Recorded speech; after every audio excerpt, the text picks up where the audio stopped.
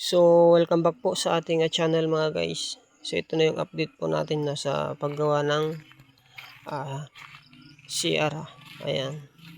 So, mag-pensin nyo dito ay nagpapalitada tayo at nilagyan natin ng guide na 2x2 na tubular. Ayan. Para sa kantuan, para mapapabilis yung ating agpangkanto. So, pinagsabay din natin itong PVC door. Ayan. Pinagsabay na natin sa palitada para minsanan yung trabaho para mapabilis po yun. Yan po yung ating mga diskarte. So, bali ito yung side. Ayan. Tapos ito naman yung kanyang likod. So, bali 2 kwarto yan.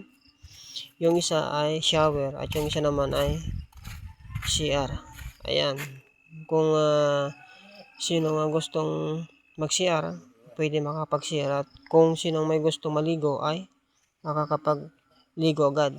So, yan yung dalawang CR na ginagawa po natin.